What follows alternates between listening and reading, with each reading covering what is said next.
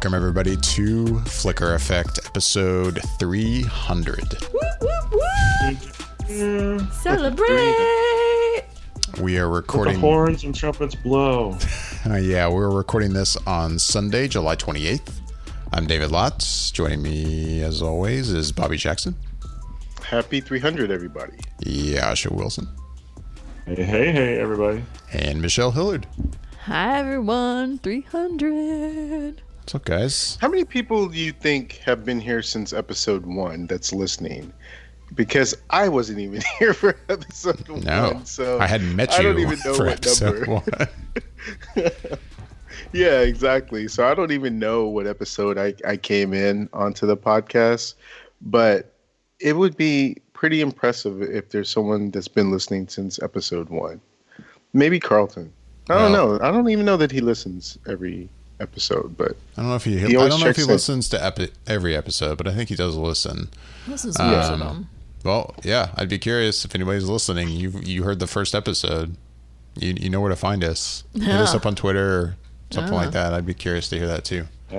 Episode 300. 300. Well, we got some movies to talk about. We got some stuff to talk about, so let's get right into it. First, I want to mention before we get to some of the movies, real quick, on HBO, Big Little Lies ended. Oh, yeah. And I don't know, Bobby, you've been watching that show, right? yeah. But Jascha, do you watch it? I do watch it. Oh, I got okay. into it specifically because I knew Meryl Streep was going to be on the show, and I wanted to watch her performance. All right. So, yeah, well, I mean, real quick, because like I said, we got other stuff we want to get to, but what did everybody think of it? I'll say right now, I really didn't like it at all.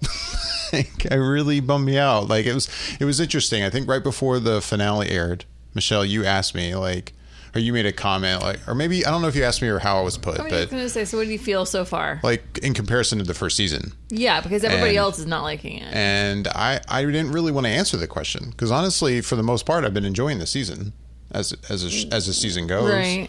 I mean, I basically watched it the night it aired every night, or I think one episode we watched like Monday night or something like that. But I've been enjoying it. But then the finale happened, and I was like, oh wow, that did not work out for me as a show season. Like, I don't know, like it really seemed to be kind of standing on how did the finale play out, whether or not the season as a whole worked for me, and it did not. Like. Yeah, it really kind of screwed up the whole thing for me. Yeah. And I stand by thinking that the first season's great, and I highly recommend the first season. But at this point, if somebody asked me and they had never watched the show at all, I would probably say, you know what, make sure you watch that first season. Absolutely. And then you're good. Don't move past. You really don't need to go on. Like, that's how much the season finale kind of killed it for me. But what did you think, Michelle? I thought the season finale was not good either. I had... They could have really gone some twisted ways with it and made it end on a like, whoa, Jesus, F him, what? And it could have been really kind of cool to kind of end in almost a rough way for the characters. And in the end, it really just kind of was like, oh, huh. Okay. So basically... And cutscene. That's it, everybody. That's a wrap. We're on Big Little Lies 2. Thank you. Yeah, it was like, wow, wait, this whole year was kind of... meh. Yeah. So I'm glad they're not doing a season 3. There's zero need for a season 3, and yeah. They're not doing a season 3? I didn't know that. No, they're not doing At least nothing's been announced, right? Nothing has been announced, but I do not think they're doing a season 3. But it hasn't been officially said we are not doing a season 3. It's not been officially said, but it's also not been officially said that they're... Yeah. Well, with that too, to be clear, I mean, I think when season 1 dropped and was done, it wasn't like a quick boom season 2 kind of thing was happening. It wasn't. So it could, I would say, at this point, I'd almost be kind of surprised if they did. But well, it's a bummer because I was really enjoying it. I was enjoying it, I will say, up to that, not the last episode, but the second to last episode. The courtroom scene really kind of, I was kind of like, I'm not digging this. It just doesn't, not that movies and television have to have superior accurate courtroom scenes, but it just seems so like that would never effing happen in a courtroom. Yes. Like there was moments in that episode I was going, okay, I mean, I give a lot of. I'm not even like a person. You're not a lawyer. I'm not a lawyer. You give a I lot don't. of leeway, I don't sit in a lot of courtrooms in my life, but I will tell you a few things. I know there's things that would not effing ever happen, and things were happening in that courtroom, and I'm like, okay, I give a lot of grace when it comes to TV and movies and courtroom dramas, and the things I'm like, this is by David E. Kelly.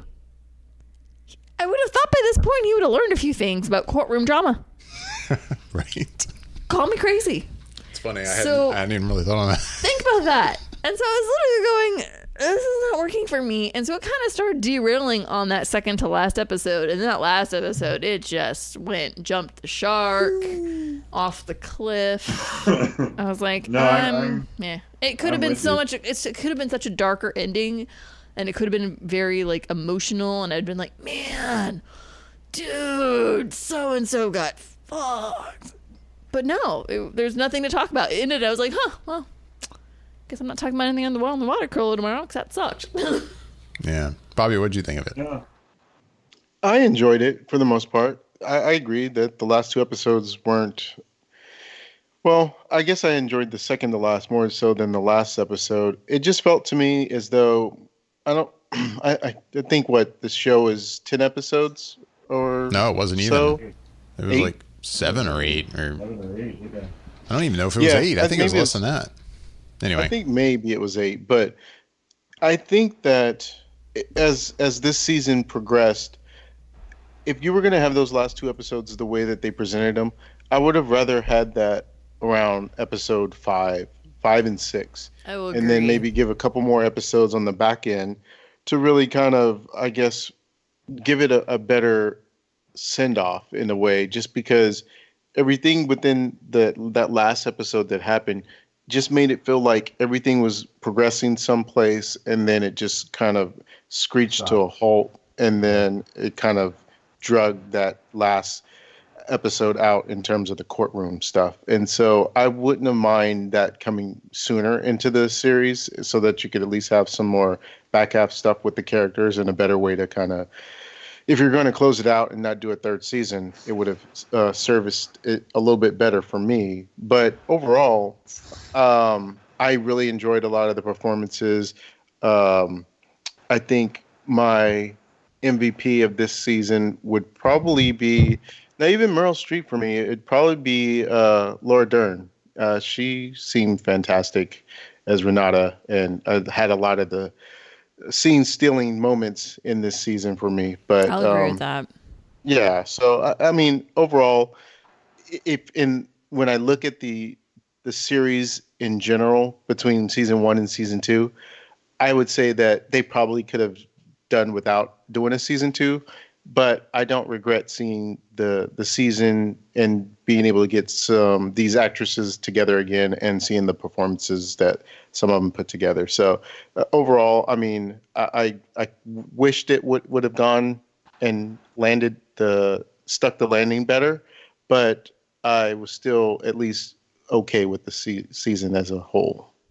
what about you, Jascha? Yeah, you know what? I kind of liked it, but at the same time, I do see several flaws. Like, I know what Michelle's talking about when it comes to the courtroom drama. I literally paused the television. I was like, "Oh, fuck you!" I was like, no, that wouldn't happen. I'm not an attorney by any means or stretch. But no And judge I in their literally right mind just- would let some of that shit fly. Oh, there's no effing way. I'm sorry. I was just like, wait, what? Oh, no, I'm sorry. I don't buy it. I don't bite. I'm not okay with any of what's going on right now. And it's just like, there's no way that they would do that. Like, what kind of, like, without any spoilers, like, what kind of friend would just, like, call their person out like that? And just, it was just so, like, over the top. And I was just like, no, I'm sorry. I like Meryl Streep's performance. Renata, what was it? Horn? Laura Dern? Laura Dern, excuse me. Laura Dern's performance was really good. She was really volatile, like, through the entire series this season. I mean, she's just crazy. I will say, but I will say that last scene with her and her husband, that was good. That was one of the shining moments, I think, of that last episode. Yeah. That scene, I was like watching it play out. I was like, oh my god, this is gonna be so so good. Like, I just felt the build up to it. I was like, oh God, this is so good. And it was. That was very validating and vindication feeling, that scene.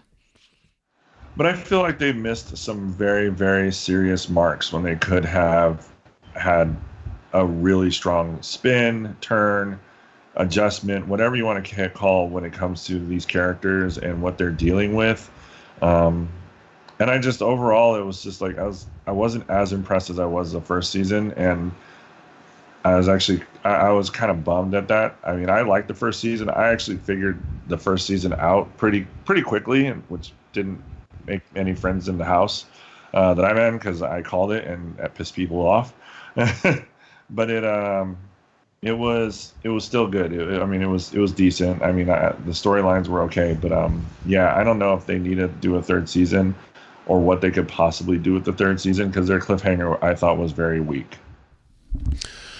Yeah, I'd still be shocked if a third season happened, but I agree that it came in at 7 episodes for the season, and it does feel like it's like you could have done 3 more, and really I think kind of saved the season with 3 more episodes to kind of end it in a better way than it ended. So I don't know.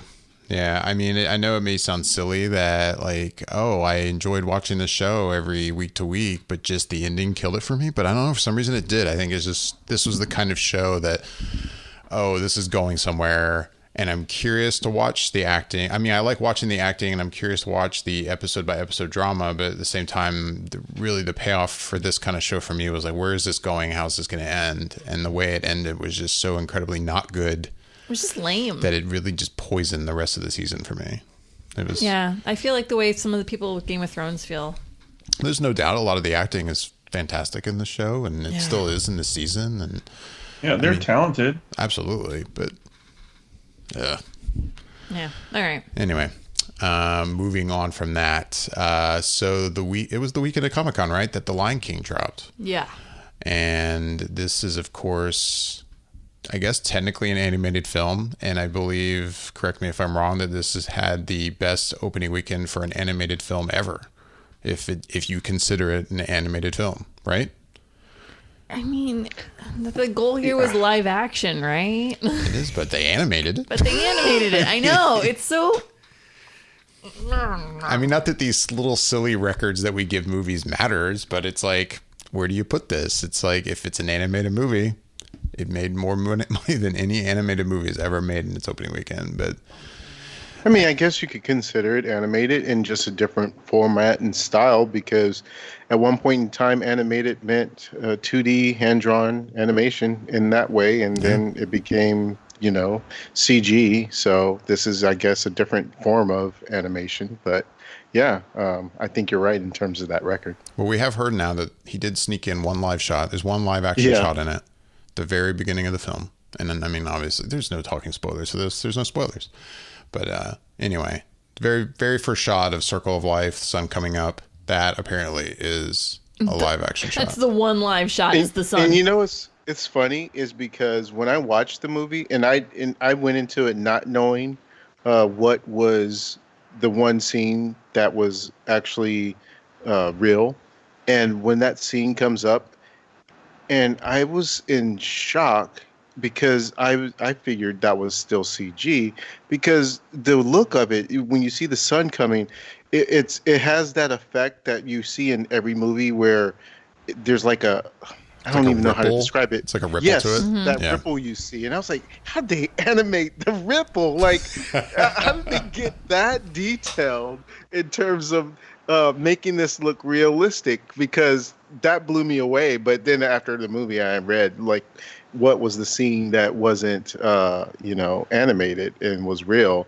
I was like, oh, okay, because that makes sense. That was so impressive. Yeah, it makes sense. So, but yeah, pretty much everything else was animated. And I guess maybe that gets them out of the an animated movie. We get the one live action shot in there. Right.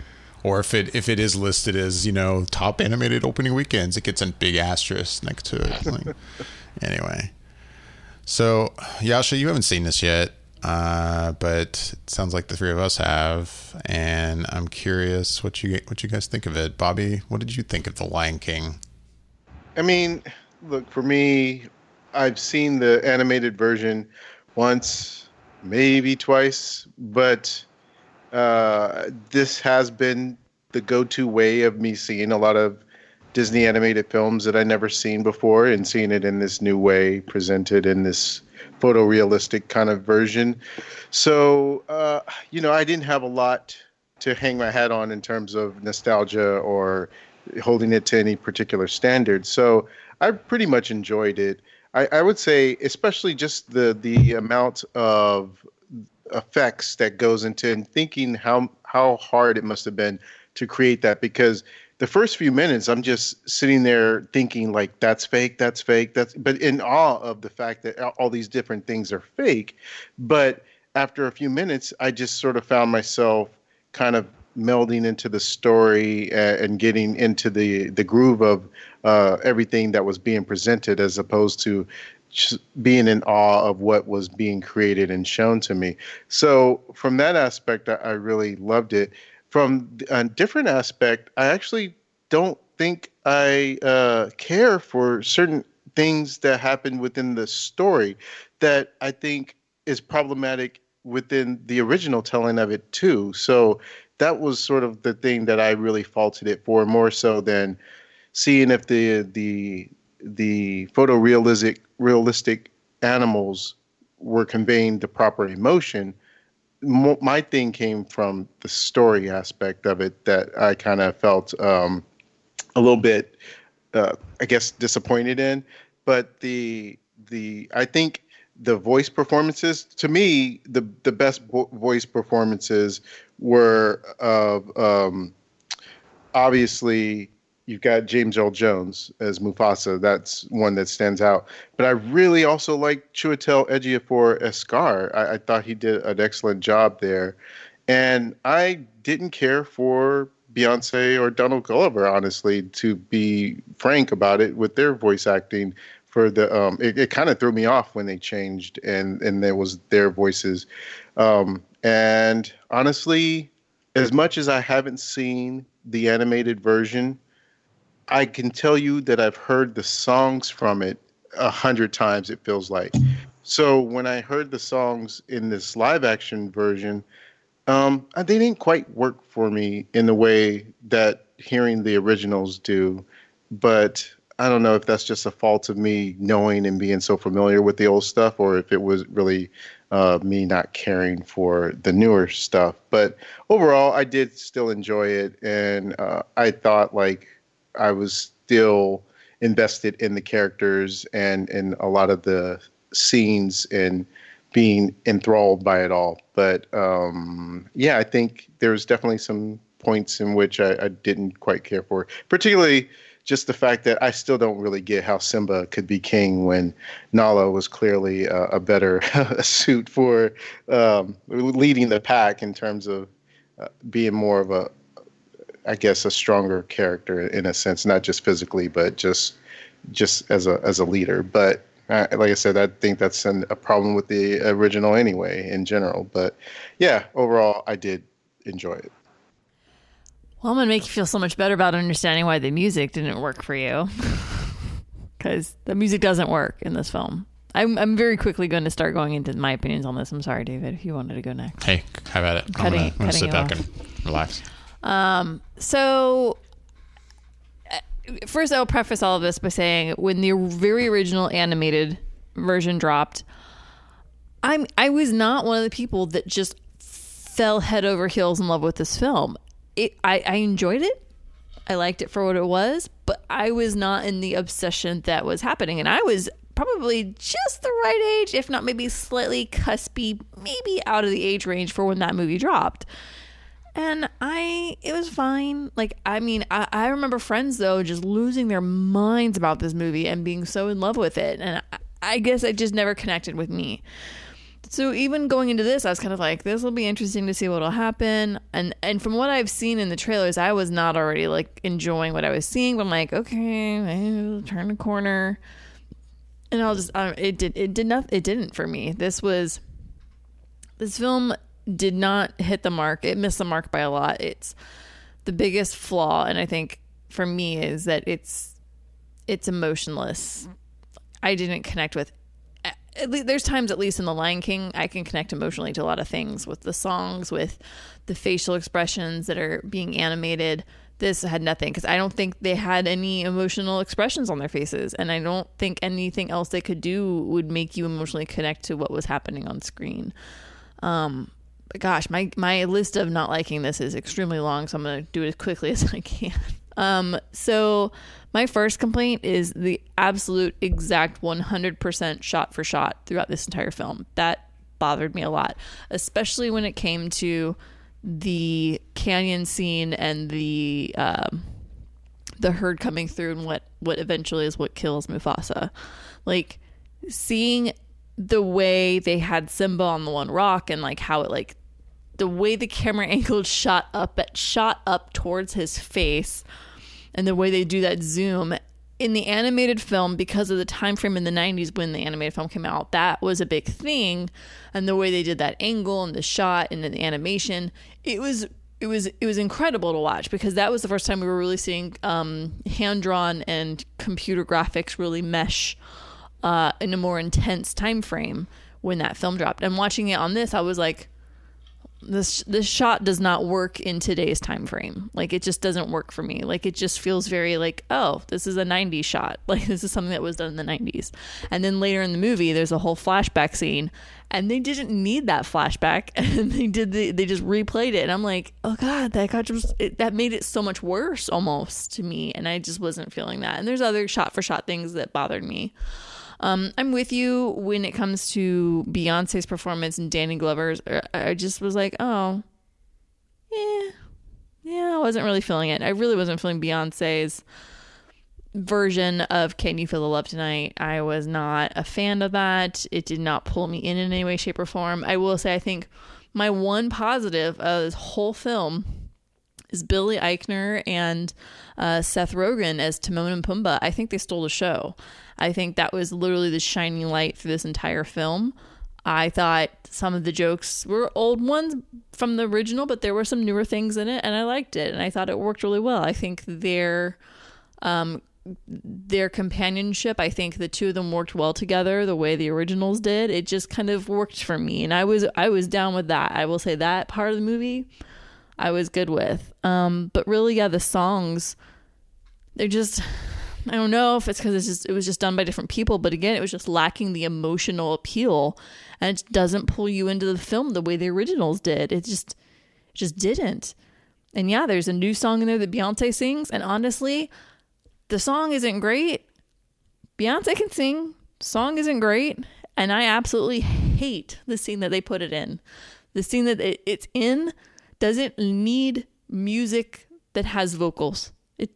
They could have just left it with the original, the African tribal music playing, because that is the moment, that's the apex of the film where everything switches for Simba and he gets it, and it's this huge emotional leap for him into adulthood.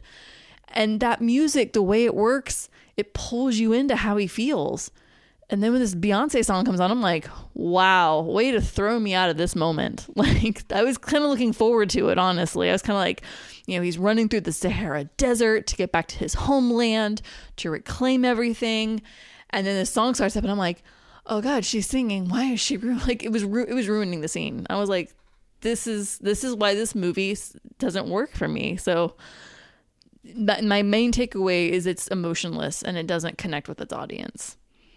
And that's the short, abbreviated version for me. My rant is over. David's next.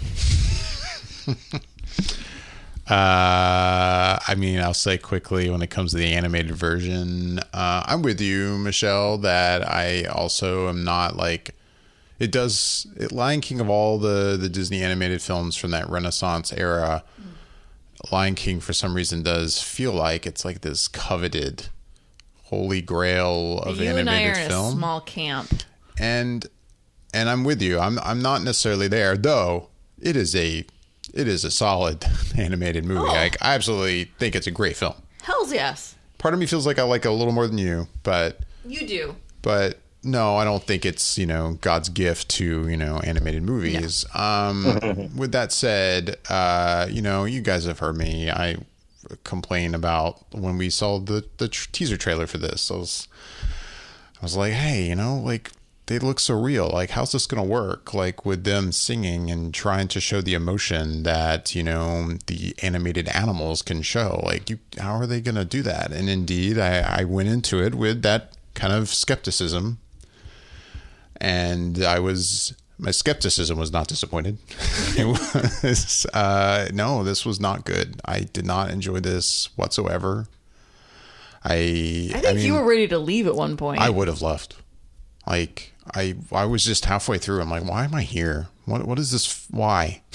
Like, I could go home and watch the animated version, which is much better than this in almost every way, other than the fact that, yes, this is an interesting exercise in animating animals, and it is ridiculously realistic. Yes, that is impressive, but does it need to be done? Yeah, but why? Like, especially when you have a movie that there's, they're supposed to sing. It does create this interesting kind of situation of like, well, that's going to look weird, and it just does. But then what I'm about to say is it's going to sound contradictory to what I just said about like you're having them sing and it's kind of weird. But it's like, okay, the other thing is like if you're going to remake a movie, I feel like you got to do something. You got to do something differently. You need to make a different interpretation of your original work other than just it looks different. Like, and you don't like, yeah, I don't think it's literally 100% shot for shot remake, but it is damn close. You're right. Like, it is basically a remake of the original movie. And it's frustrating that you didn't really do anything slightly more here. Like, even, and when I'm going into the music, you had a Broadway show with really great music that included a lot of new songs in it. Like, you could have at least like thrown some of that in there. You even had Julie Taymor as an executive producer on this, which I didn't realize until the closing credits started to roll, which, by the way, I didn't stay for. I just was like, I gotta go. We actually didn't save the credits, which we never do. We never just bounce the hell out unless we have the kids. But no, we bounced out. Well, there was another side reason why too. But I would have left either way. But also, there was somebody sitting next to me who I think he was dying of the plague. I think he had the plague. And I was just like, oh my God, if he gets me sick, if this dude gets me sick, and I'm already not enjoying this movie, and I'm having to sit next to somebody who is just making all the most terrible sounds. It was horrible. I felt so bad for you. So that was another reason I was like, as soon as the credits started to roll, I was like, we're out of here. I'm done. And taking some vitamin C. If this had been a movie that I wanted to stay for the credits for, I would have been like, we're relocating. We're going to go over here when these people left. Anyway. No, like I'm with you guys. The musical performances that are in this are like Can You Feel the Love Tonight is the one that sticks out. When that started, I'm like, oh, okay, I get it. They turned into kind of more of a duet between the two of them. Because I get it, you have Beyonce here. You obviously want to use her as a singer, but it's like, no, that just. I'm with you, Bobby. It's like, is it just me because I'm so kind of fixed on the original songs that just making them different I don't know if that's what it is or if it's just that I don't like it. That's hard to say, but overall this movie shouldn't exist. I do not like it. It's frustrating to say too because I really like Jon Favreau. It's like I've been watching that show, the chef show on Netflix, and you feel like you get to know him. He seems like just a nice guy, and I'm sure he is, and he's super ridiculously talented. And it's frustrating to go, man, this movie he made is really not good. I feel like you just phoned it in. We were saying this. I think Michelle and I, we were talking about this beforehand. I think I said it was like, especially considering we've been watching the chef show, and he just seems so laid back and such a chill guy, but creative, very creative. You can hear it. You can when he talks about stuff, even when he's talking literally about food. He's very creative, right? But there's just something about him that the more I've watched that show, I think it's harder to imagine him working on these projects like The Lion King. Like, I'm so time consuming. I don't know. It just doesn't seem like his kind of project in a way. It doesn't. Like, the Mandalorian. Sorry, I totally get. I'm like stuff like that. I'm like, but this, I'm like, man, what was it? I wish I could see some behind the scenes footage of him, like, quote unquote, directing this. You're right. And that and Jungle Book. But anyway, I don't know. This was not an enjoyable experience for me. I was not happy. I'm almost glad that I didn't have a huge emotional connection to the animated one, because I feel like this would have been soul crushing. Oh yeah. You know what I mean? Well, see, Go ahead, that's the Bobby. thing. You say that, and I get it, but it's on its way to $1 billion. So it doesn't get there without the people who love the original watching this one and liking it enough to keep rewatching it to get it to $1 billion. So when you ask who's it for, it's definitely for somebody, because it doesn't get to $1 billion without it being of interest to some people.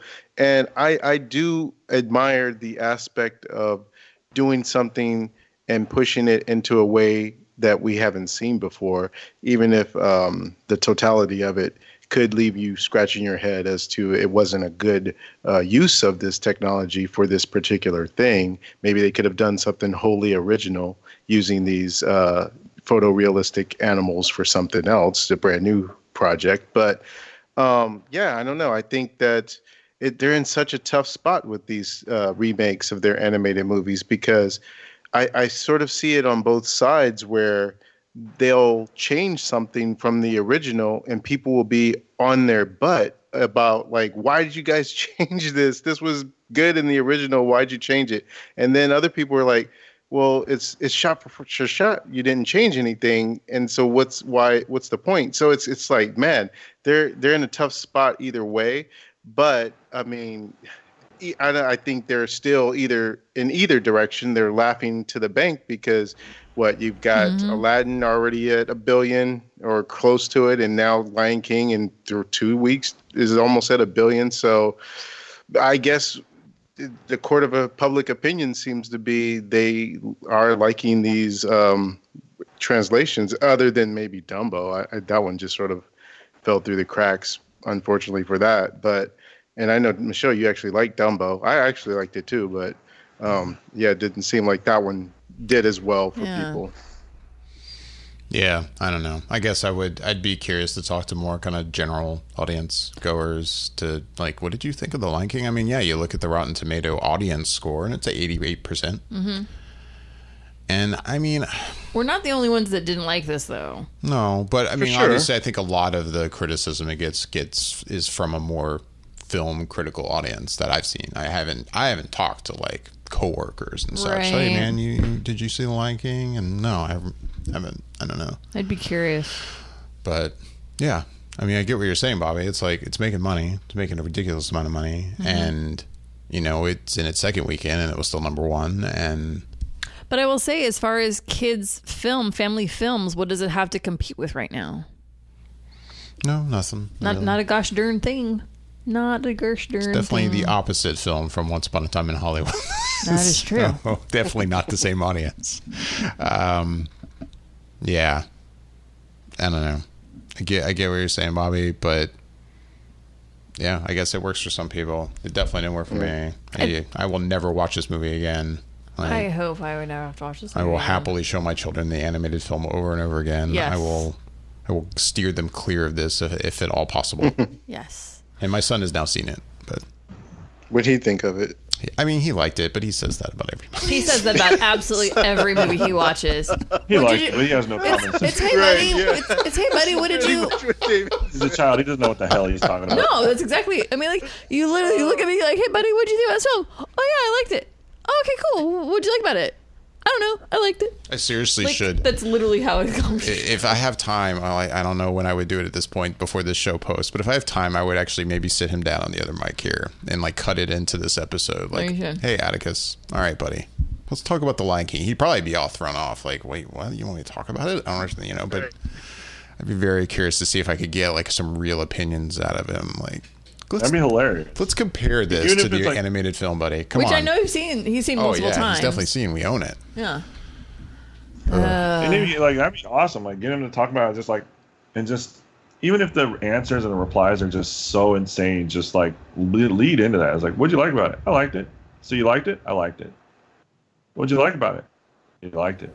I mean, that's literally how you, I mean, like, I might have to make this happen somehow. No, it's I feel like I think it's just his age, but it's like, you're like, okay, so okay, what was your favorite character? Oh, I don't know. Well, what was it? Yeah. Simba? Was it the main guy, or did you like Timon and Pumbaa? Yeah, I liked Simba. I liked Timon and Pumbaa too. Did you like Nala, or did you like? I mean, I feel like you could literally like name every character and be like, no, I like them all. And one's like, well, what was your favorite? Well, I don't know. I like them all. Okay. I know. We call it Answers from Atticus. You literally are not going to get an opinion. There's no Separate opinions. podcast. There's no opinions behind him yet. Do you know what I mean? Like he hasn't. I know. formed I feel like we're opinions on making my things. son out to be like this lifeless. I know, because he has. It's his age. I know. It's He just doesn't his have an age. opinion He's on those extremely things. intelligent. He can't talk like he does have intelligence. He is smart. It's just one of those things at his age. It's like It's with every movie though. Yeah. So it's just he doesn't have an opinion on the movie. He likes it. If it's it was animated, he likes it. because it was Aladdin. Aladdin. He was squirming. I could the tell whole time. It wasn't the whole time, but it was like halfway through the movie. He was definitely like, okay. I could tell he was squirming around his seat. He was bored. He was kind of bored during certain scenes, but then afterwards, you ask him, "Hey, what'd you? Oh, I really liked it. I really enjoyed Aladdin." I'm like, "Did you really though? Are you sure?" Like, Anyway. what did you? Yeah, and again, I did the same thing. I asked him like, what characters? What part was there a song? Like, I was going through things, and so it was just like, oh yeah. Well, I don't know. Yeah, I guess that's fine. Yeah. But no, I've been interested in watching Dumbo anyway. I know I missed it, but I've even been now. I think a little more interested after Lion King. I'm like, all right, now I want to go watch Dumbo. I want see you to have where a I nice follow little there. break for a while, and then we'll come to Dumbo. Because I'm not necessarily anti the remakes. Like Aladdin. We talked about Aladdin on here, and Yeah. I thoroughly enjoyed Aladdin. Yeah, I was surprisingly enjoyed Aladdin. But this was an interesting moment for them. All these remakes we've been getting they're humans, basically, other than the character of Dumbo. And I don't know if I'm forgetting some others, but they've basically been human characters that were animated, and now we're remaking it with live action actors. But here it's like, okay, we're taking animals, which Disney does incredibly well. Let's have animals like emote and sing and do incredible things, and that's the wonderful thing about the form of the art of animation. And here, but let's now make them look real and do these things again. And I'm like, I don't know. It misses the mark for me. Misses the mark, but let's move on to different things. All right, we're going to stop right here, and I'm going to cut in with a little segment where, indeed, I'm going to ask my son, Atticus, about The Lion King. I have Atticus sitting here with me. How's it going, buddy? Good. Okay. It's good. How old are you? I'm 7. You're 7. And so we were curious. You saw The Lion King, right? Yeah. Now, you've seen both Lion Kings. You've seen the animated version on the TV at home, right? Yeah. And you saw the one in the movie theater In the recently, theater. right? Yeah. What did you think about the new one that you saw in the movie theater? I think I liked it a little bit better. Why? I just like it. You just like it? Why? I mean, what about it did you like more than the animated one? Just I like that they were real animals. Yeah? Yeah. Did you like any of the characters? Were any of the characters your favorite? My favorite character is Simba Simba? Yeah. Why Simba? because he's the main character of the movie. Do you even remember what happened in the movie? A little bit of it. Yeah. Was it the same as the animated version, or was it different? It was a little bit different. How was it different?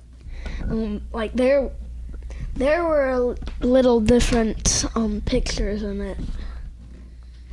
Different, just the way it looked. Yeah, it looked different. Not just the way it looked, but the animals did different things than in the animated version. Yeah. Yeah.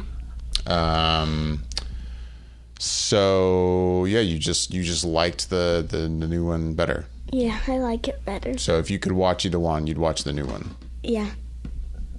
I still like the animated one a little bit, but the real what? No, go ahead. The real one I like better. It's my favorite. It's your favorite? Yeah. Did you like it more than Aladdin? I don't know. Well, so you just saw Aladdin with us in the movie theater, right? Yeah, I think I like all the Disney live action. But if you had to pick one, if you picked the new Aladdin or the new Lion King, which one would you watch? I don't know. Oh, come on. I think I'd rather watch The Lion King. Really? Yeah. Yeah? Well, thanks for talking to us about The Lion King. You're welcome. All right. Bye, buddy. Bye. See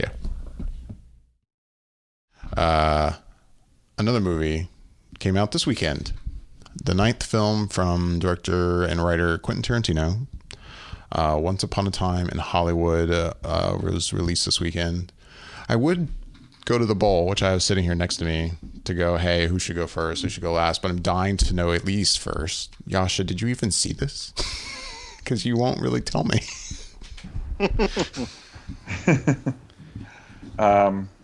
Yes, but I walked out. I left. You left? I left. I left the theater. How far now, in? There's probably about 30 to 40 minutes left of the movie, and we left. Okay. Now, was this like a family emergency that you were responding to? Was there someone dying? Was this a willful decision that was created? No. I had to pick up my dry cleaning, and I opted to do that instead of waiting an extra day and finishing the movie. Jascha. Extra day. Oh, Jascha. I mean, I was never heard you mention walking out of a movie before. I mean, I've only walked out of one other film. I've only walked out of one other film that I remember, and I got into it free, and it needed to be walked out on. It was The Stupids with Roseanne Barr, Tom Arnold. Tom Arnold was yeah. So and I walked out of that. To Roseanne Barr and Tom Arnold. That's. I was thinking about walking out on The Lion King, but I knew how the damn film ended. Like, I mean, I honestly, like, that's really what it came down to. Like, I legitimately looked over at Shannon and I was like, do you want to go? And she was ready to go, I think, maybe 30 minutes into the film. She hated it, every second of it. She was like, I don't get this. I don't understand what's happening. So my face has melted and David's brains are scattered across the back wall of the office right now. In all honesty, like, I was in this movie theater and exhausted, and I could feel myself like nodding off here and there throughout the film. But if I have the gist of what was going on, and like I know what was happening, and I still felt like this is probably the first Tarantino movie that I was watching that I could do without. Like, I was not in. I want, obviously I will watch it again. I will try and get through it, and I will finish it at some point. But to show you how much that I did not necessarily enjoy what I was watching, yes, I did walk out of this movie and I skipped the last 30 to 40 minutes of the film. And I opted to go pick up my dry cleaning instead. That should be on the poster. That's so when you asked me, did I see it? I was like, well, yeah. Now, don't get me wrong. The talent in there was amazing. I was not involved in the story.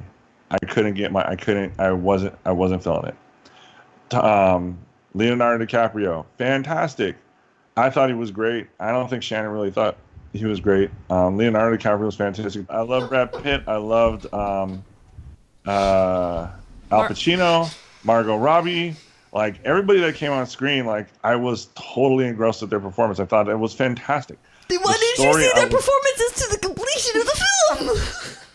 Yeah, I left. And part of it is like, I mean, like I said, it's like I opted to go pick up my dry cleaning instead of finishing the movie because they closed at 3 and I needed my dry cleaning. Okay, so I did not make a cocktail for tonight's airing, and I was like, oh, I don't need a drink tonight. David made one drink, and I'm literally sitting here going, pass me your drink. She took it from me. Oh my God. So no, it was funny. Like, so before we started recording, I asked you, Jascha, I'm like, hey, so did everybody see the movie? And it was, you wouldn't answer. You were like, oh, I'll say during the show. And at first I didn't think you understood my question. And you were like, no, I'll tell you during the show. And when you said that, trust me, when you said that, I was like, God damn it, he walked out of this.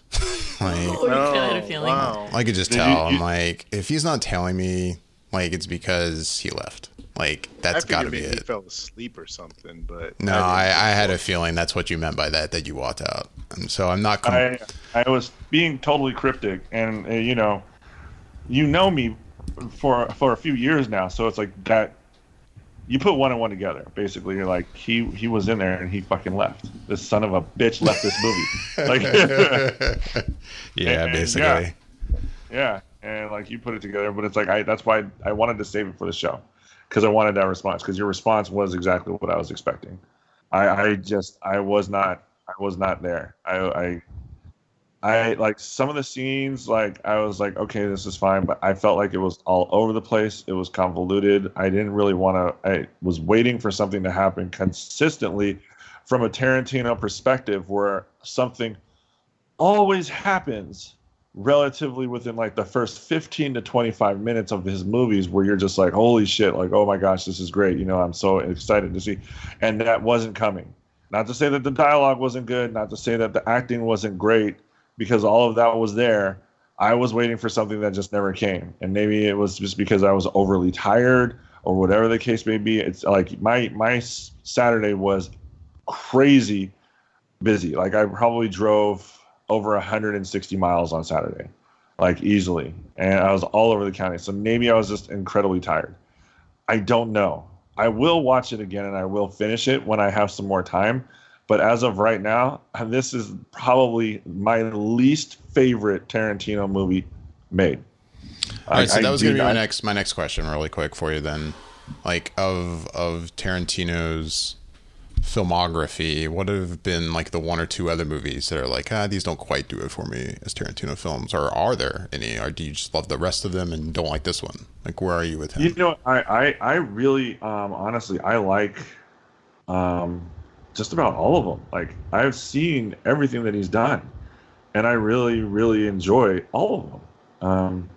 From Reservoir Dogs to his little segment in Four Rooms. Let's see, what else is like. I mean, I enjoyed Jackie Brown, but it's like I don't think it was probably one of my favorites. I'd like to revisit because I've only seen it once. But I remember liking it. I remember like, oh, that's kind of cool. You know, this was a fun story. But everything else that he's done, like I'm rewatching Inglourious Bastards right now. Loved Django Unchained.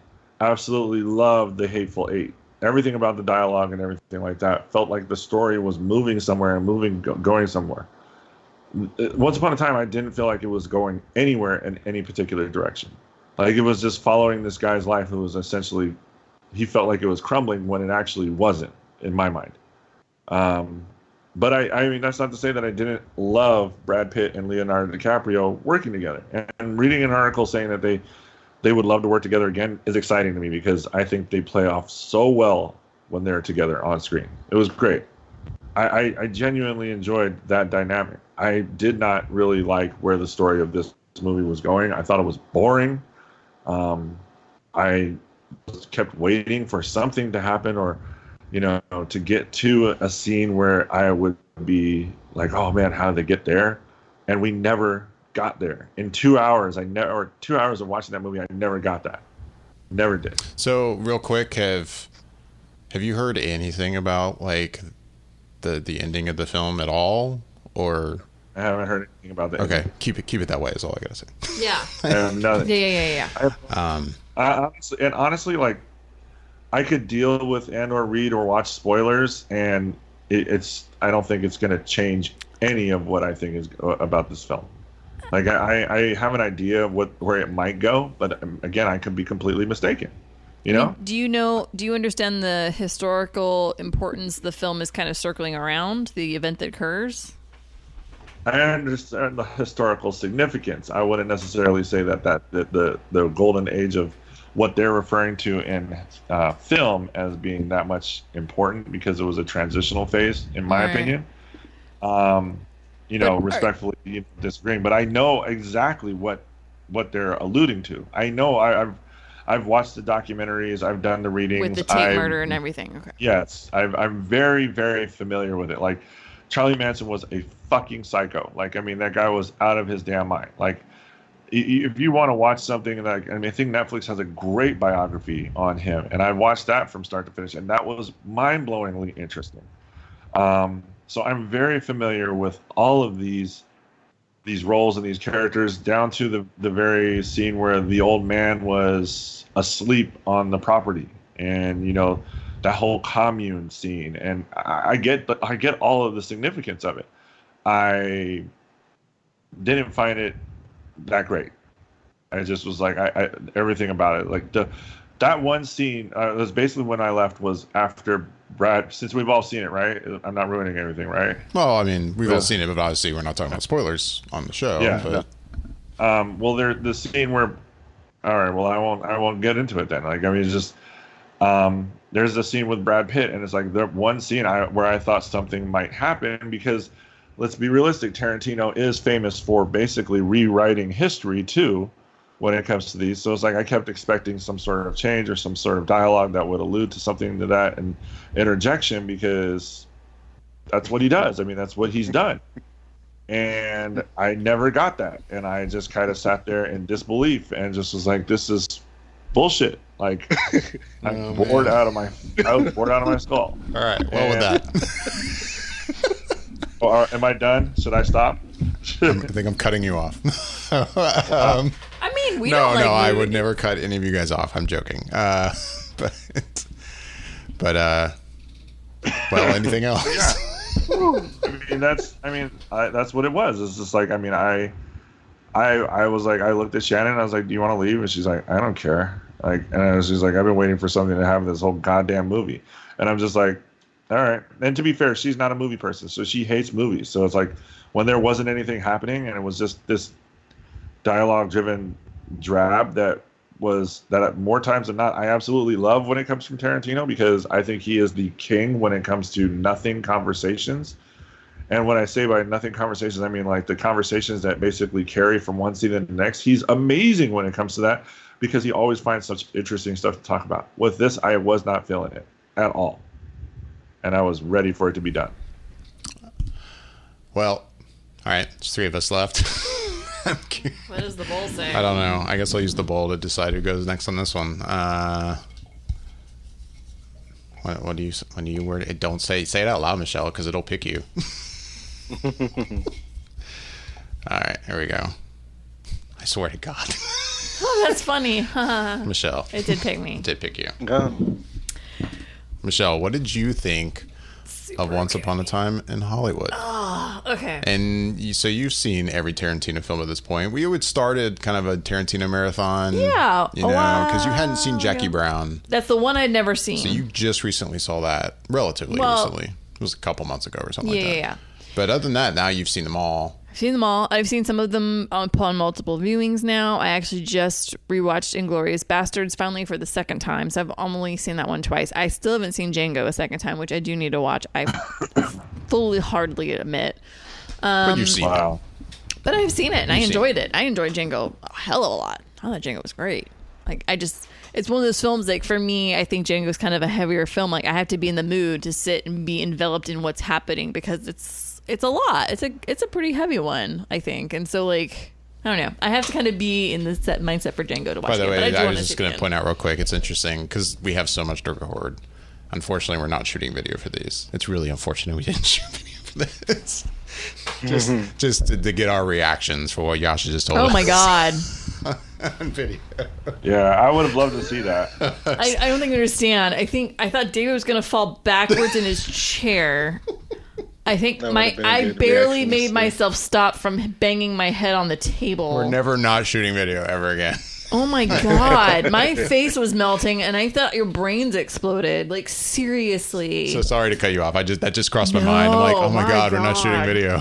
Yeah, I didn't realize, so that's unfortunate. It is unfortunate, because I think David, I just had the most genuine reactions of a holy what the fuck just now. Anyways, I'm still reeling from this. I'm trying to pull myself back in together. You got this. Anyways, okay, so Once Upon a Time in Hollywood. I will say that I actually enjoyed the film a lot. It's not one of my favorite Tarantinos, but it's definitely not at the bottom of my Tarantinos. And when I compare Tarantino's films, I'm comparing, and you put this perfectly, A+++ to an A- film. Like, we're looking at a very small percentage of awesomeness here and ranking it from a top to a bottom for yeah, like, you're not just comparing like apples to oranges, you're comparing different styles of apples or different types of apples. Like it's all in the same family. Like it's all good. Everything's good. It's just which one was not hitting the mark as much as another one, basically, for you on a personal level. So for this one, I'll say this one spoke to me, I think, better than a few others that he's done. So yeah, no, I liked it a lot. I think for me, it's, and this is what I think everybody has issues with, and I think this is exactly what Jascha has issue with, is the pacing of the film and the way it slowly rolls out the story. I think for me, I enjoy it because in the decade that it's centered in, that's how a lot of the films were. It's a slow pacing and it slowly rolls out a story. If you watch Westerns from that time frame, the spaghetti Westerns, that's how they play out. Like there's kind of something in the front, and then it's pretty chill until the end. And then even like the rom-coms from that time, kind of the same. Like it's just the suspense horror films of that time, same thing. It's a slow roll up a hill, and then you finally go shooting down it really fast at the end. Like when I think of like Psycho, that's exactly what this is what you're getting. Like this is just how it was in the 50s and 60s. And I think that's what this kind of encompasses for me. So I enjoyed it because I felt like I was watching a movie made from this time frame. And I think Tarantino encapsulates that feeling perfectly with this film. And I will say, like, I'm fairly familiar with the Tate murders, with the Manson family Tate murders that occurred. And so I'm watching this and I'm slowly catching on. I'm like, Quentin is building, and this is going to hold till the very last minute. And it's just going to wait. Like, this is going to be a 2-hour build. And that's exactly what happens. And I liked it. It was cool because it's this constant build of anticipation of when's it going to happen? When are we going to get there? When is this moment? And it's like, there's this moment just before the events all really start to unfold. And then this is another thing I loved. I honestly really liked the needle drop music for this film a lot. And they dropped this one song, and it's California Dreamin', and it's literally this. It's just when the third act is about to take off, and it's done so well. Like you're watching it unfold. You're like, oh, California Dreamin' is a song that's playing, and it pulls you, and you're like, here we go. And I don't know. For me, I really had a good time with it. I think the performances were great. I think Leonardo's performance in this was really freaking good. Like, just so good. And Brad Pitt's in this, I liked a lot. I thought that was stellar. Like, super, super happy with it. And when I think about Inglourious Bastards, like you, David, has said, like your thoughts on Brad Pitt's performance in Inglourious Bastards, you've had kind of mixed on it. Like you've enjoyed, but then you thought maybe it was overkill. And in rewatching Inglourious Bastards the other night, I was kind of like, I like it. It's not great, but I think he's doing what this role is supposed to be justice, and I get it, and I think it's fine. His performance is fine. And his performance in this was really damn good. Just so freaking good. So no, I'm very happy with this Quentin film, and it ranks pretty mid-range for me in the 9 films that Quentin Tarantino has given us. It's a solid performer for me, which I think I might be in the minority on this, but that's my opinion. You think you might be in the minority based on either our group or everybody in? Have you seen a lot of reaction? Quentin films as a whole, I guess. I think it's doing well, but I'm wondering what, like, I really want to dive into like people that are huge Quentin Tarantino film lovers and kind of see where this film is for them. Do you know what I mean? Like right. The diehards, like the really diehards, scary people on Reddit. Oh, so beyond me is what you're saying. Okay. Beyond you, yes. Right. So, I mean, I'm curious to know what you think too, but I'm really curious to see what they think. Like, are they loving it? Are they hating it? Or are they kind of like, that's a mid-ranger for me? All right. Well, I just picked Bobby's name next to the roll. So, Bobby, you saw Once Upon a Time in Hollywood. I guess, I asked Michelle, I've asked you, Jascha, like, I mean, in general, like, where are you when it comes to Tarantino films? And then what did you think of this? I enjoy Quentin Tarantino films. I wouldn't say I'm the person that's so dedicated to his filmography that when something comes out, it's like the holy grail of movies for that year for me or anything like that. But I always have enjoyed his movies, and for me, the only one that's missing off my list of his filmography is Reservoir Dogs. So Oh yeah, you that's one I gotta have see to that. go see at some point. Oh, Bobby. But yeah, in general, I mean, I really, yeah. Um, but in general, it's his movies. I've always enjoyed them. Like, there's something about the way his films just present themselves in such a different way that I enjoy. That's just different than anyone else that does movies, and you can always see in his films the love for cinema that he seems to have that just kind of permeates throughout his films, and it's always within the genre of which he's doing it. So like when you see Kill Bill, you see his love for kung fu flicks in that, right? And so then when you see something like Django, it's his love of westerns. And with Once Upon a Time in Hollywood, excuse me, I have to say this is probably his most boring film of all of his filmography. And and and I say that, and I mean in terms of when you look at from start to finish most of his movies, the amount of action and different things that are going on in them, this one doesn't measure up to those other films in that way. But being that it's his most boring film, it's a fascinating film.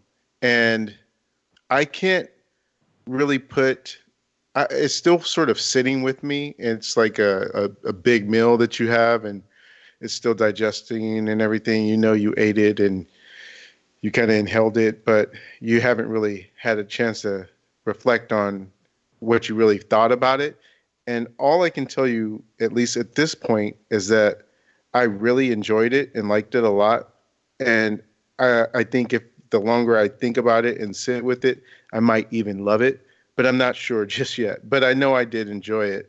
And what I did like about the movie is that because it really doesn't care in terms of trying to stick to any kind of preconceived notion of the way a movie should flow, and it really is telling its own thing at its own pace, and it's saying, okay, go along for this ride, and you at a certain point you'll get why it all kind of comes together. And it's for me, I didn't grow up in this era, but for whatever reason, the scenes where you just see them driving in LA in the backdrop of this late 60s, it just felt like this really big wave of nostalgia to me, and that hit me in just the right way. Even when the Leonardo DiCaprio is doing commercials or they're filming scenes and they're showing the commercials on TV for different old school TV shows and stuff. It just I remember that stuff in repeats, just that familiarity of how things were done back then. Just kind of I don't know, it just made me feel like it was authentic and just had this telling of it that I was really buying into. And I really feel like as though I really did like Brad Pitt's performance in this. But to me, his character wasn't completely layered. It didn't feel like it was something Brad Pitt wasn't already capable of doing and has done in terms of the past roles. Like, he's kind of playing a badass kind of character in a sense, and that doesn't seem to do anything different than what he's done before. But Leonardo, he's like, his character has all these different emotions and layers, and he has these little like character traits and tics and different things that he's doing with it, that I really think his stuff was really so on such of a nuanced level that some people might not even notice it, Yeah. that he's really, you know, delving into this character and doing different things. But this being a story called Once Upon a Time in Hollywood, it really is playing into this aspect. And so I really appreciated everything that happens once we get to the third act. And it was what I was hoping for. So that made me happy because I like the way he does stuff sometimes like that. And then now I'm getting very cryptic, but yeah, I overall I really did enjoy it, and I know it's long and it's taking its time. And there's definitely I sat there and watched it, and I was like, as I was watching scenes, I was like, okay, I could have shaved some seconds off of this because it seems like it's going on a little too long for no particular reason other than he's just doing it. And then there was some scenes, like there was one particular scene that really kind of perplexed me that, and it's not giving anything away, but Leonardo DiCaprio, he's talking to Timothy Oliphant's character, and he's just talking about like stuff that he's done in the past. And there's these jump cuts that kind of happen within that scene, but it's like it's trying to show a passage of time as if the conversation was going on for a long period of time.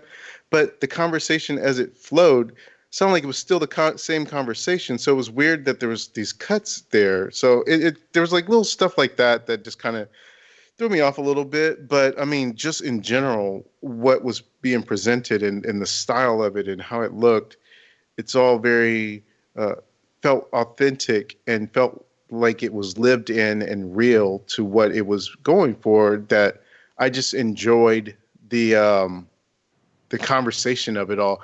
I really think that this will really sound kind of crazy and ludicrous, but if I was at home just watching that movie, it could have went on another hour for me, then I still would have been fine, just because I kind of like living in that world that they were in and really wanting to see more from it, even though it wasn't anything special specifically going on for quite a while, where it was just them talking and just doing things.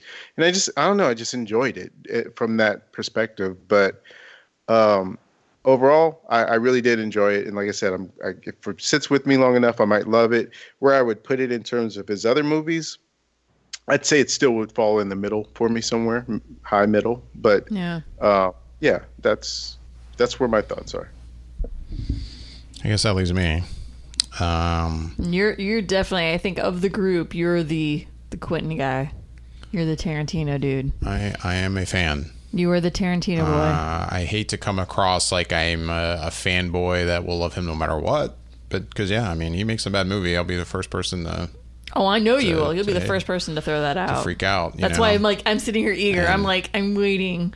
And and I've said before, when it comes to the summer, big budget summer movie season, this has been like just, oh my god. Oh yeah, this summer's been depressing. It's been bad. So there was a part of me going into this. I was like, all right, could it be that this will get sucked into the abyss that is the summer of the 2019 movie season? Mm-hmm. Please God, no. Because I love his stuff. And, without saying my opinion yet on this movie, I was sitting here before we got to this, as you guys were giving your thoughts on The Lion King. I was like, oh yeah, I was going to put together my list of Tarantino films. Okay.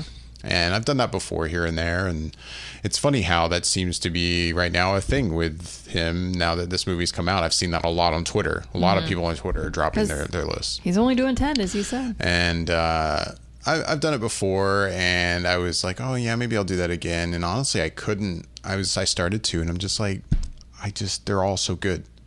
And there's no doubt there's some I enjoy more than others, and it's easy. It would be easier for me to make a list, I think, if I did a true marathon where I really just spend a week. Okay, I'm gonna rewatch all his movies, and they're all really fresh in my mind, right near each other.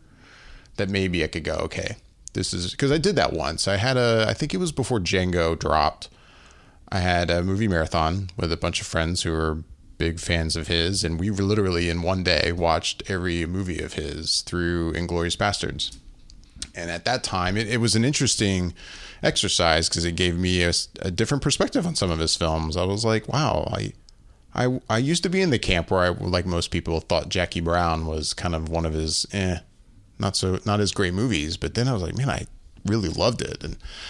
And the other thing I want to say before I give my opinion on this, it's like, you guys know me, like I'm big on, I think a lot of films and TV shows do deserve rewatches and revisits. Mm-hmm. And if there is a director whose films really fall into this category, it is absolutely Tarantino films. And there are movies of his that just Django Unchained, the more I have watched that film, and I've seen it a few times at this point, every time I watch it, I like it more and more and more. Like I liked it when I saw it in theaters. I thought it was solid. I'd probably have gone, yeah, it's solid. It's probably in the middle, but now it's way up there on the list now. It's in the love category. Yeah, I absolutely love it. And a lot of his films are that way. Jackie Brown, like the more and more I see it, the more and more you have appreciation for it. There's something about the way he makes movies that, for the most part, he makes films that are entertaining with one watch, but it's the more you watch them that you truly get things out of them that it's almost impossible to get out of one single viewing. They're nuanced. And like you really, and I agree. Like I think every time I see one of his films over again, it really, I don't know. It's like there's a newer appreciation for it, a newer level to it. So with Once Upon a Time in Hollywood, this in a way seems like an interesting exercise for him to make a film that I feel like falls in that category, but it even more so than the others. And I'm saying this, I haven't seen it a second time yet. But I very much want to. I'm super looking forward to it. I very much loved Once Upon a Time in Hollywood. With that said, like, Jascha, your reaction to it, like, and I'm not just saying this about you, but anybody that could come to me and go, man, I was bored, I left. I'm like, it doesn't shock me. I get it. I'm like, this is a very different Tarantino film. For that first 2 hours, like, it is like you were just kind of living in this little world. And like you're saying, Bobby, it's like, oh man, if this were something I were watching at home, I could live in this world for 4 hours. And I agree with you. Like, I love living in this world. Like if it was a TV series or something? You guys live in Southern California right now. But I mean, I lived in LA for 2 years, and I worked in Hollywood, on Hollywood Boulevard at a studio there. And even just in my small amount of time in LA, it's like watching this, the nostalgia, I think, not just because I watch any movie in LA and love it, but something about the way he portrays LA in this. It's like, I couldn't help but just like, oh man, I just love watching the way he shoots the city. And but the first 2 hours, it's a very different movie for him. He does dialogue ridiculously well, where he can just talk about a burger, and it's fascinating. and this movie doesn't have as much of that. Like, it's just kind of like shots of people driving around and seeing buildings. And I will say, an hour and a half into it, I was even like, I mean, I know where this movie's going in terms of the story with Manson and what happened. But I was definitely curious. I'm like, where is this movie going to go? Because this is different.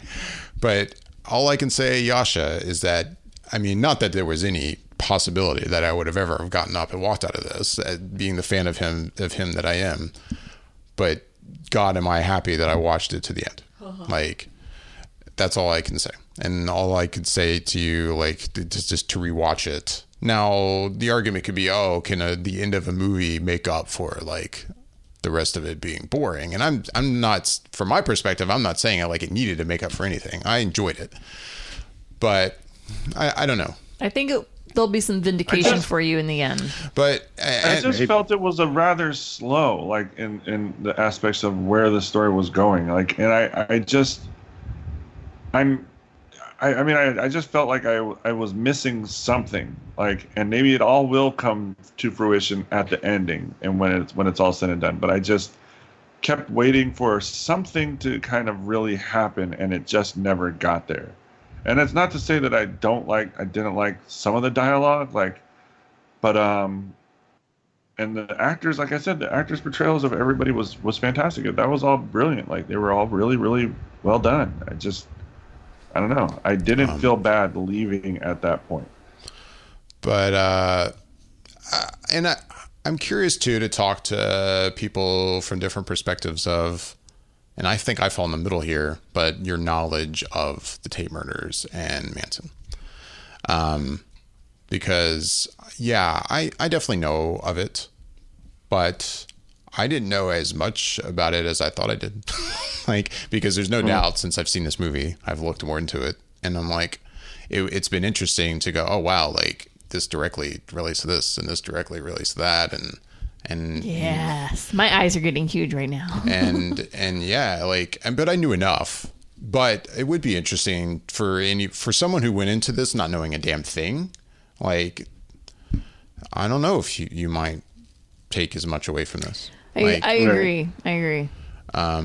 So, but I mean, this is one of those moments in history that's, you know, I think most people at least heard of it. But I mean, we're also, all of us, the four of us are, you know, closer in age to, we're, you know, Generation X, not the millennial kind of generation. And I don't know, like talking to someone right now in their mid-20s, like how much do they know about that? I mean, it's a Hollywood murder, and if you have had any interest in old Hollywood or murders or Hollywood murders, you know something about this. Like, I feel like people that are involved with movies and film and have that interest are vaguely familiar with this. Or, I mean, there's people, they watch murder series, TV shows all the time, like and historical ones, and so I think most people are somewhat familiar. But I'd be curious to see what the millennials think about this one. Yeah, I'd be very curious to hear about that. But I thoroughly enjoyed the movie. I loved it. I loved the ending. Yeah, it is good. I will say. Oh man, what was I going to say? I don't know. I really liked it. I can't wait to see it again. I want to see it again this week. Yeah. I'm literally like, so Wednesday, what are we doing? Yeah. I'm with you. I'm bummed that there's not a theater anywhere near us that's showing like a 35 millimeter print of it. That would be great. That'd be amazing. Well, it sounded like Bobby, maybe you were going to say something. Yeah, I was just going to say, I'm not completely happy with what they did with Bruce Lee in the movie. In what sense? Without saying too much, I guess. Yeah. I don't know what there is to say about that in particular, but let's just say there seems to be a fantasy element that happens there. Well, absolutely. But think about how that correlates to what we see at the end of the film.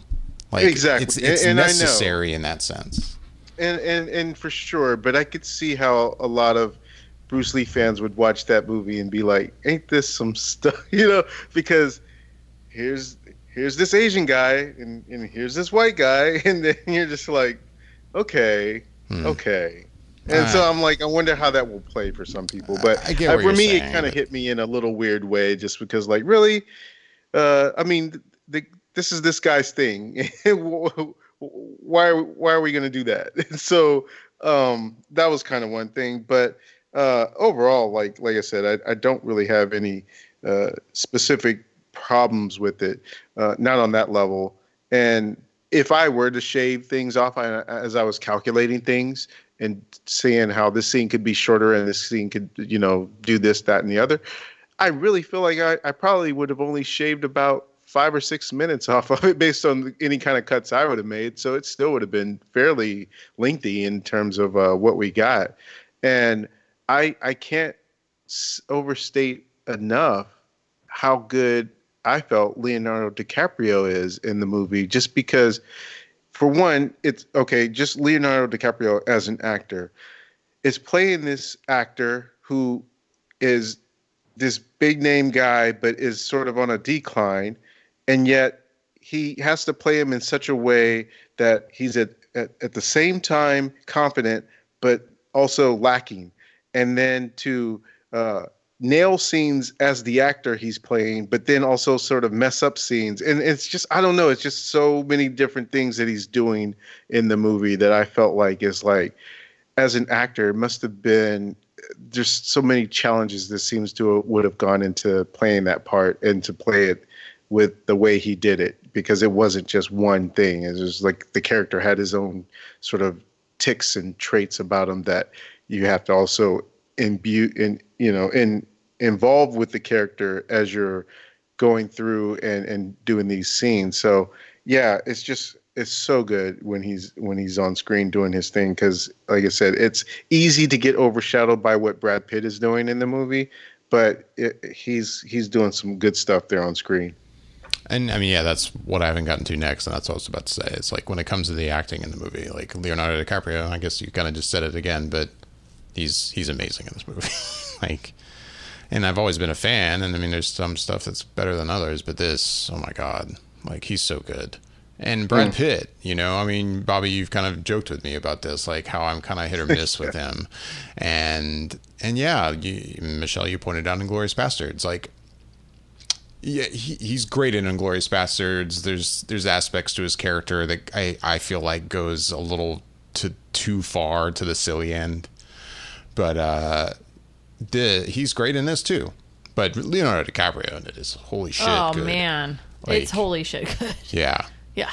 Like the scene you just talked about, Bobby, that he's an actor having to play someone who's acting but not necessarily forgetting lines, and it's fascinating to watch. It was so good. Yeah, that's amazing. So yeah, I can't wait to see it again. I'm so excited to see this film again. And there's other movies, after we watched it, I was like, all right, I need to rewatch Inglourious Basterds. Like, I definitely had seen it a few times, there's no doubt.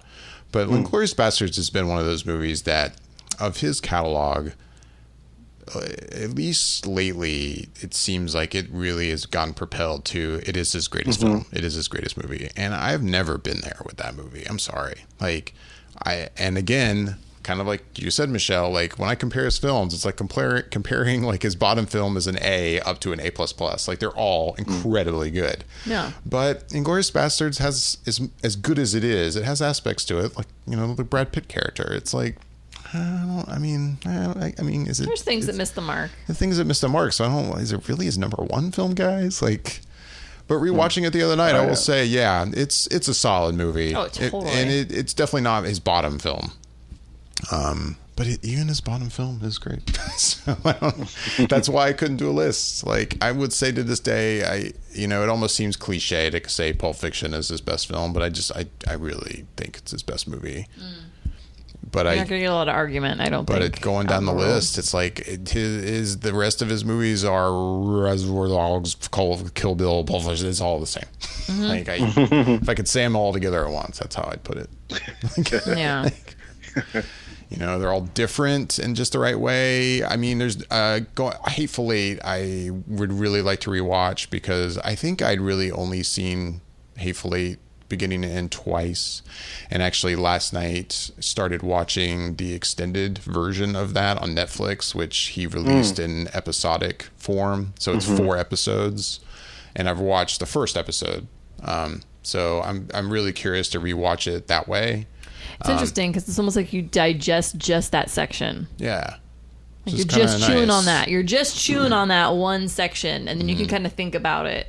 Right. It's interesting. Which, what's funny? I can almost see this film, Once Upon a Time in Hollywood. That's what I'm saying. Like, I can almost see this as like a 4-episode like movie. Like they could have added an extra hour in here and like broken up into like 3 parts. Like, oh God, yeah. But if someone were to ask me, like, hey man, should I see this? And someone who's not like a diehard fan, I think my first question would be, how much do you know about the Tate murders? It's exactly what I would ask. And if they said absolutely nothing, I'd be like, go watch a documentary or 2 on that, and then go see this. Minimally, go read a Wikipedia page on it. Or read the Wikipedia page on the Tate murders, and then go see this film. And I think you would completely digest it differently than someone who knew nothing. If you know nothing about the Tate murders, this film is...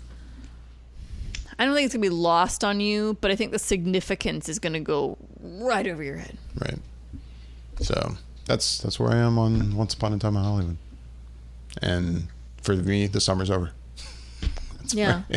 Oh, that's too bad. What is next? What do we have coming up next? Well, I don't know. I mean, thought the a summer was completely over. throwaway movie that is just good for stuffing popcorn in your face and just watching men be men, I guess, would be Hobbs and Shaw. But oh yeah, there's you know, that's probably like the last big summer blockbuster movie. Is that I think this coming weekend or is that?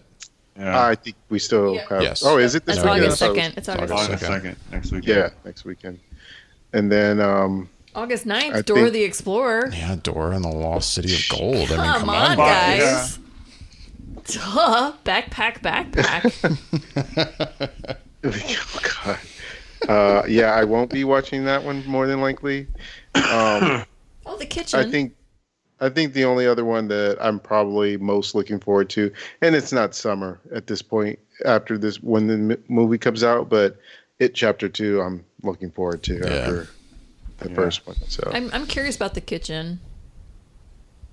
I don't Yeah. think it's going to be great, but There's I'm definitely curious ones I'll about see it. for sure. But I don't think it's going to be great. I think there'll be some performances in there that'll be really good, I will though. say, by the way, I'd never seen a trailer for Good Boys before. Oh, you had? Oh, No. The Red Band trailer played in front of this. And man, did that get a reaction out of the audience. Holy oh shit. yeah.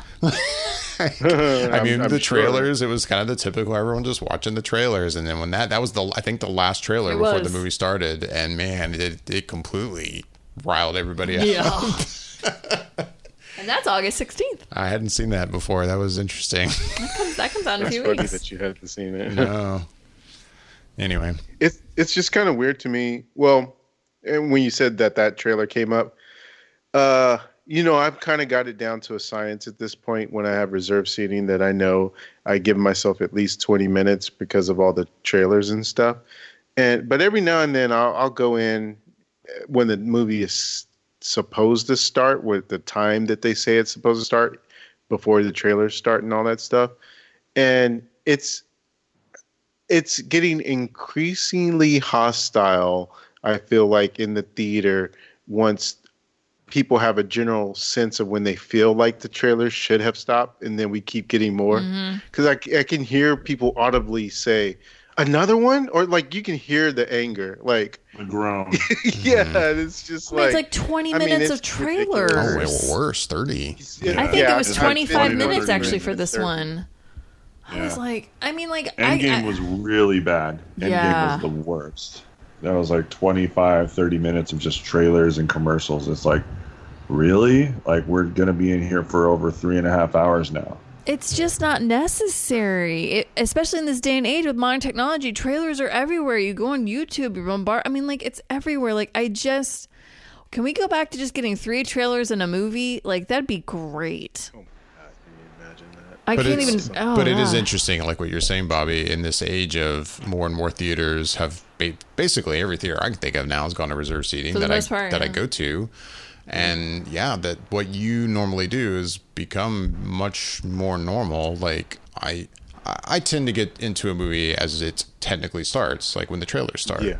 And yeah, I see more and more people that are walking in during the trailers. Like, and I don't blame you or anyone to do that. I've even asked you to do that a few times. Right. And I don't know, it's like a natural thing with me. I don't know. I think if it was only 3 trailers, I would totally always do. I'd be like, nope, we're never going to be late. That's not happening. But because they played 20 to 30 minutes of trailers, I'm like, can we just go like when we think it's Right. going to start? And I think for me, even if it was just 3, I would still probably try and time it to come in after the 3, only because I watch so many movies that I continuously see the same trailers over and Right. over again. So I get burnt out on seeing the same trailers. And then also not just that, it's that they also reveal so much in trailers that I don't want to see them over and over again and maybe catch some more things that I might have missed the first 2 or 3 times that the trailer has passed me by and I've seen it. So I just try and avoid them as much as possible mostly just because I've seen them before and I don't feel like rewatching them over and over again. Yeah. I agree. And like, I saw Knives Out before this, which I hadn't watched before. And I was kind of thinking, I may not watch the trailer for Knives Out, but I've seen it now. It's fine. I haven't actually. Yeah, no, I remember you and I talked about that. Like we were both thinking of kind of skipping it, but I had a feeling when I said that to you, Bobby, I was thinking, I'm like, but it's going to play in front of something and I'm going to end up just watching it. And Right. Yeah. it's, Well, at least it happened it's organically. fine. And I will say too, it's always nice watching a movie with like-minded fans. And since we saw this Thursday night, which was the opening night, you know, you could tell the audience, it was full, and it was definitely Tarantino fans. They were Tarantino fans. Yeah. And it's fun watching it with that kind No, of it group. totally is. I like going to opening nights like that. Well, anybody got anything else, or I think it's time to wrap up. No. Yeah. Oh, I will say real quick, very quickly, I saw Stuber, and I would say that feels like a good Netflix movie to watch at home when you have a chance.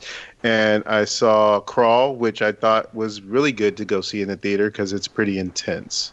So those are my two. Oh, and one last thing, I have started watching The Boys on Amazon Prime. And for anyone that's read the graphic novel, it sticks, or the comic series, it sticks pretty close to it, and it's pretty it's pretty graphic and crazy and over the top. But I'm enjoying it so far. Nice. I started it as well, and I am enjoying it as well. Yeah, and it's been interesting to see the really positive reaction that the Crawl's gotten. I was like, oh wow, like didn't see that coming. But with that, we're going to get out of here. As always, we'd love to hear back from everyone listening. You can email us at feedback@flickereffect.com. You can also reach out to us on Instagram and Twitter at @flicker_effect. Yeah, we'll be back soon. Now we're at 300s. The 300s. In the 300s. What? With that, I'm David Lott. I'm Bobby Jackson. I'm Jascha Wilson. Not Michelle Hillard. Thanks for listening.